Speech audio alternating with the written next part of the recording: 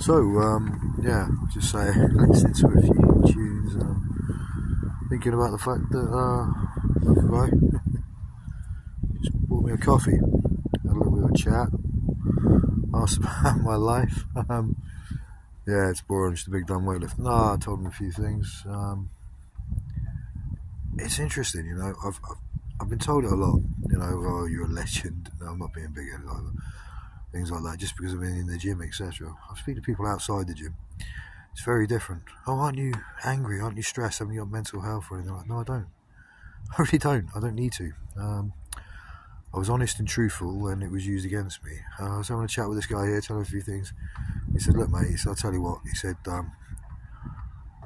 know you got kids and that." He said, "You got, you know, all the rest of it. You're a weightlifter and all the rest of it." He said, "I'll tell you something now." He said, "I'll be proud." The same with my dad. He said, "I guarantee your kids will be proud and all the rest of it." It's not something I've ever strived to have my children proud of me. I was always proud of them.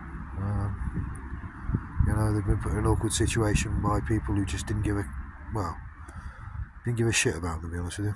They thought they would use them as a weapon and as a malicious way to damage me. All they've really done is damage them. Everything that's happened isn't down to me, it's down to other people. It's down to people not caring about things like human rights, etc., the rest of it. It's a big thing in the country. I've been a few places homeless now. I'm honest about it. I don't wear it as a badge of honour. It's not. I don't have mental health. I'm not a criminal. I've probably done things in my past that were naughty, haven't we all? But to be fair, I was always taught you can judge a country by how it treats its homeless. The way our homeless are treated at the moment is pretty bad. You know, I was lucky I had a bit of temporary accommodation, etc. But then they tried to move me to somewhere that's a 20-mile round trip to get back to the appointments of what I do. Oh, well, there's public transport. Yeah, but when you're on £300 a month, that barely budgets you to do anything anyway. Even having temporary accommodation, you can't live. You can't do these things, and they expect me to pay bills on top of that, buy food, and somehow be able to pay bills in a house as well, and actually do the travelling. I can't do it. I can't afford to get the work that I'm qualified to do. I can't afford to get other work that I'm qualified to do. Remember, only the people who know about my actual new qualifications, other than certain people I've told, will be the hackers. That's the best part. This hacking is real, people. You ask the police for a solicitor or a brief. When you hand over the evidence, oh no, we're not going to touch it. Why is that? Because you're going to be found wanting when it comes to doing your job, because you didn't do it to start with. Is that the problem? I think it is. And, well, you know, excuse me. I think it needs to be addressed, you know. I'm not saying I've got a problem with the police. I'm not saying they've messed my life up for the last 7 years or so since I left Tintagel Close by not doing their job, which was the reason we left there in the first place, which certain people attest to, despite saying they did this, this and this. I sorted it out. I arranged everything. I listen to so-called people who think to know everything in the world, but they don't, you know. So, there you go. It's all going to come out properly. It really is. Oh, I'm X this, I'm X that, I'm X this. No, I wasn't X, but I was offered. I should have taken it, and I didn't, because the hacking had already started. So, I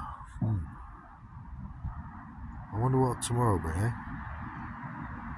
I'm not giving up on my business, I'm not giving up on my channel, I'm not giving up on 3 very important young people in my life, I'm not giving up on the biggest dipshit in the world, who I still love with all my bloody heart. Now, when it comes to it, people stuck their nose into our life. Now, you can take this as a threat, a statement, a mission statement, whatever you want.